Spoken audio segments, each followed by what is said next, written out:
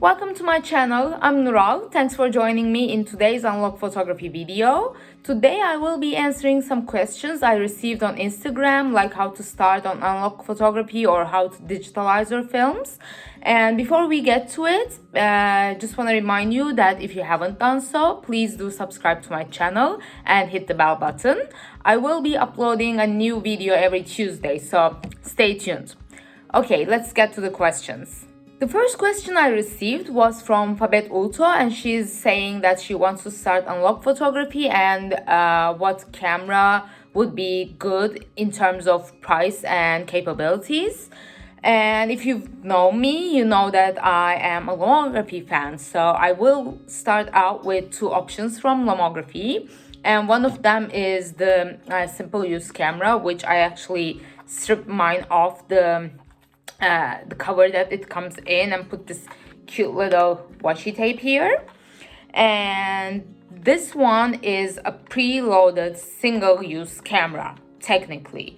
But what you can do once you run out of film is you can open this side here, if I can, and then reload it like any other camera, basically. And how it works is you just press the shutter and wind your film until it stops when the film is in. And the only option you have here is whether you want it with a flash, and there's a little red light coming up on here when you press the flash button, and otherwise you just press and wind until it starts winding without stop, which means that you finished your film and you can take it to developing and restart with a new one.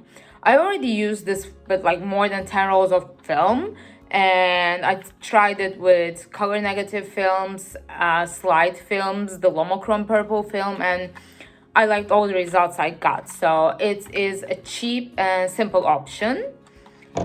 The second option from Lomography will be the Sardina. And with this one, it's actually pretty similar in terms of size and the photo size, basically, because they both produce regular rectangular images. And they both use 35mm film, but here you get the option to do multiple exposures if you click the MX here, and you can also do long exposures for nighttime.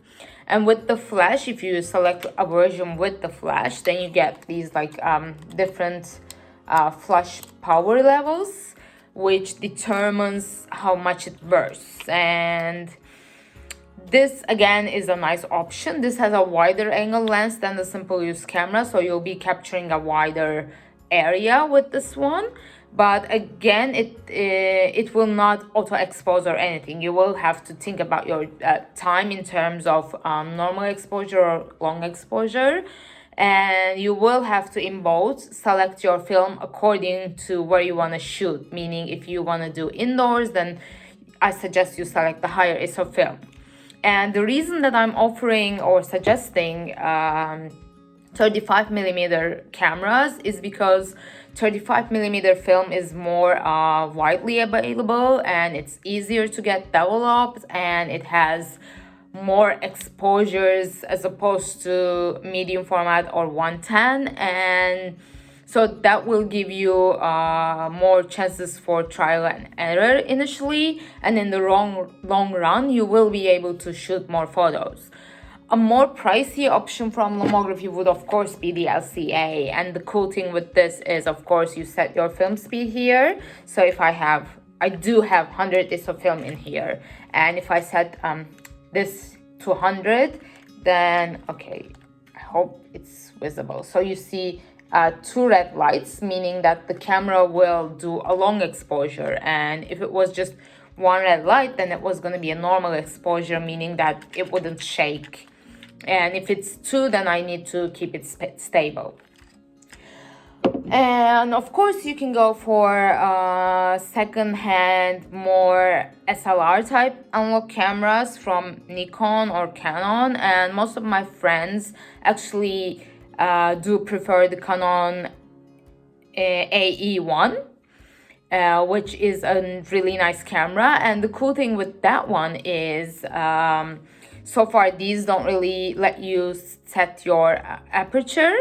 And the cool thing about SLRs is that you can change your aperture and change your exposure settings, the shutter speed, which allows you for a more range to shoot with. And with changing the aperture and the shutter speed, you actually get to select the depth of field and how crisp the photo is going to be, and what will be in focus and what will not, essentially. So that will give you a more range in terms of learning these different aspects of analog photography. So those are also options. Another question I received was what to be careful about when you're shooting with a flash. And the thing about flash is you need to know how long the light will affect. Meaning with like a simple camera like this, you get like 1 to 2 meters with your flash once it bursts. And with something like this one, which on the highest setting is a more bright option, you get a little further in terms of light. But one thing I definitely suggest is if you are doing a nighttime shot and you are doing mostly landscape or architecture, street photography, then choose either long exposure or select a higher ISO film rather than using a flash, because with the flash you will not be able to light up a building or anything like that, so it's not going to give you probably the effect you need or want. And when it comes to portraits, then less light with the flash is better, otherwise your face will be all like a halo almost. So you need to be careful about how you use the flash. Like with the Lomography Diana's flash, if you do up to 1 meter a portrait, then the face will be too bright. And you can add color filters to it, or add sort of like a white diffuser on top of the flash to make it have a softer light. And otherwise it's gonna end up being too bright. And if your camera allows you to change your settings, like mine does here, what I do is if I'm shooting with a flash, then I set this to the highest ISO, which is 1600, and then burst my flash. And because I trick the camera into thinking that it has a higher ISO film, then the exposure time is shorter and the flash works. But I also shoot a lot with the Leica M4P. And with that, I can never really use the flash because the shutter curtain opens sideways. And what ends up happening is 1/4 of my photo being visible as opposed to the darkness of the rest. So you need to know your camera's capabilities as well as the power of your flash in order to have a brightly lit, nice image. But as long as I think that you shoot from like 1 to 2 meters, the flash will be a nice addition if it's too dark. Another question I received was how long was the development time for the Orvo? And so a little backstory here. The Orvo was a traffic control film that I purchased thinking it was gonna produce infrared results, and turns out it might, but it didn't in my case. And it was a pretty expired film from 1998, I believe. I'm not really sure. And so I had been saving it up for like the last 10 years or so, and I was really excited, and I was thinking I could actually like do a tutorial type video with the photos that I got from that, but the results weren't that satisfactory, and I couldn't really find any decent development times for that. And when I'm developing films, I always check the massive development chart and I select my film and the type of chemical I will be using, and it gives me the time that is needed to properly develop that film. And In Orvo's case, I didn't find that film in that website, but I found it in a couple other forums, and one of them said 7 minutes for different chemicals. So what I did was I checked Massive Development website for that chemical and 7 minutes, and tried to convert it into the Caffenol timelines. So like I did like a sort of cross calculation, and that gave me 12 minutes. So I developed it with 12 minutes in Caffenol CM chemicals, the coffee development technique, and here are my favorite results.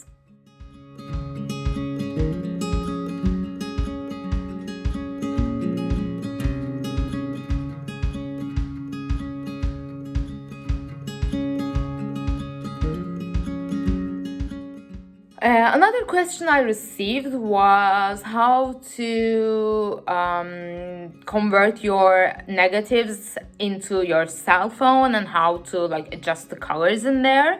And here I will strongly suggest getting a proper negative scanner, because the negative scanner will give you more control over your results, and it will let you select the DPI, the image size, all the tonal values and everything. And for me, I just do it in the most basic settings, the defaults, and then if there's too much dust, then I just clean it up. But otherwise, I don't really touch my negatives in terms of like changing the colors or the exposures or the tones.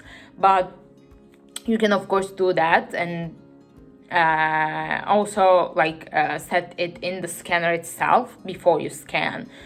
But otherwise, if you wanna convert your negatives directly to your cell phone for like test sharing and like quick checking of the results, I tried a couple different things, so here is that.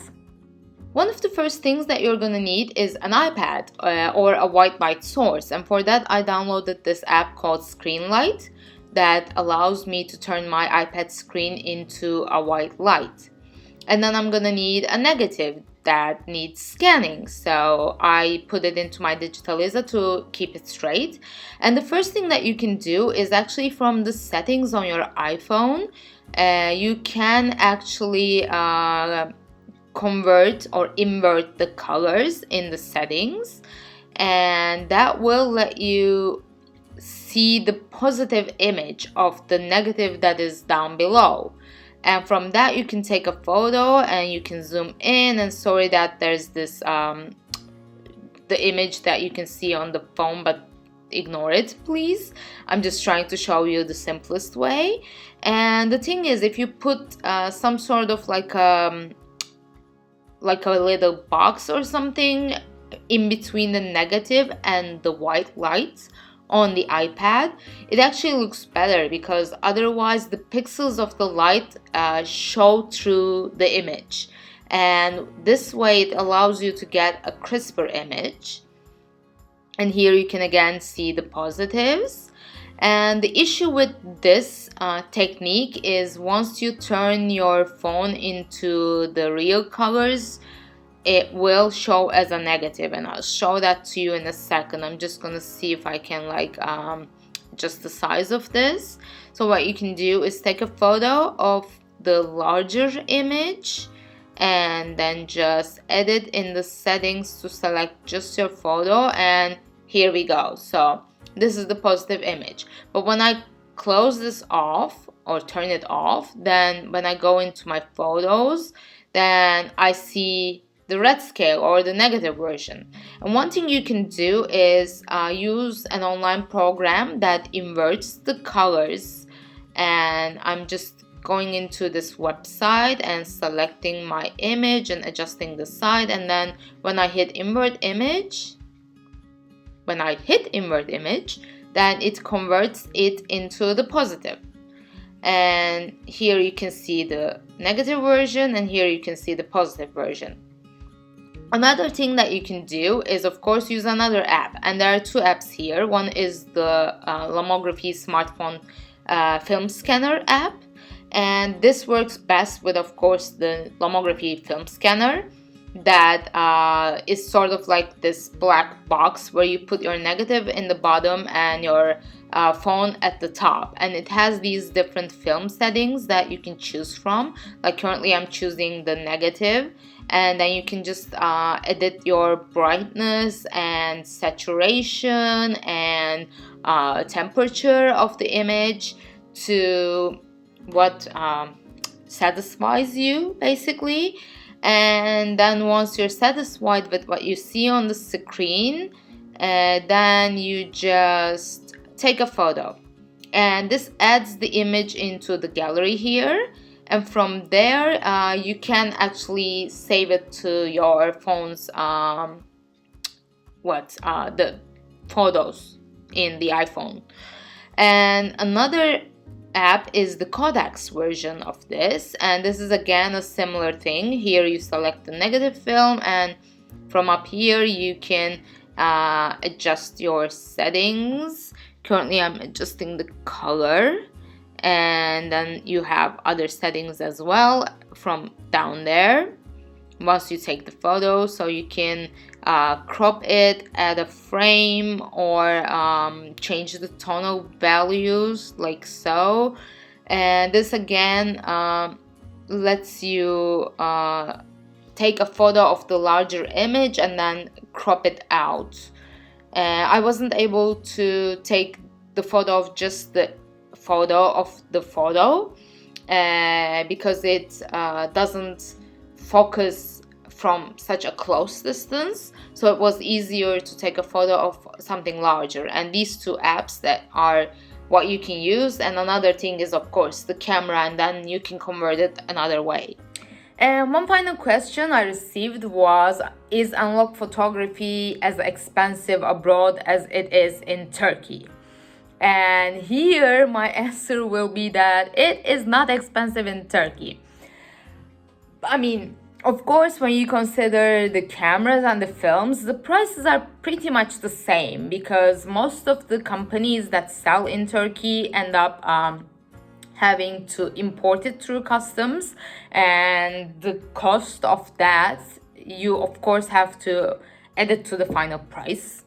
That's just logic. And what happens is, when you import products with euro or dollars, then the final price ends up being that multiplied by the currency exchange rate, and that ends up being pretty much the same prices all over the world.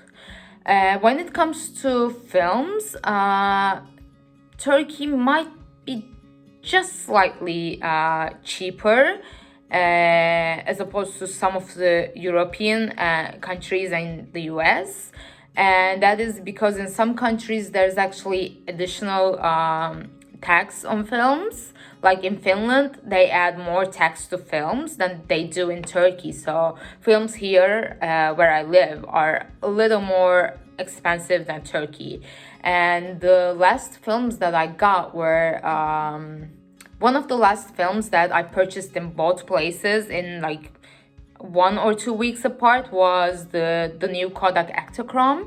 And in Finland I paid 18 euros to it, and in Turkey I paid about 100 Turkish liras, and 18 euros is like 110, 112 Turkish liras, so it was slightly cheaper. And another film that I got in both countries was the Fuji Instax mini film. And in Finland, the cheapest option I have, I'm just gonna convert the price here from my computer. And the cheapest price that I pay for that is for a double pack, 17 euros, which is 12 photos, and it ends up being 106 Turkish liras. And I think the last pack I got was, I'm just gonna check it real quick. That is the square. Where are the films? Single twin. Okay, it's 99 Turkish liras for the double pack in the place that I got it from, and that ends up being again just slightly less expensive, but the 17 euros is like literally the cheapest I can get it, and it's usually like 23-24 euros in most shops. So if you search a little bit and try to find cheaper options, then you end up saving a little and buying more film with the money you saved. And one thing that definitely is cheaper in Turkey is film development. And the film development here in Finland is I just pay for development, which is 7 euros.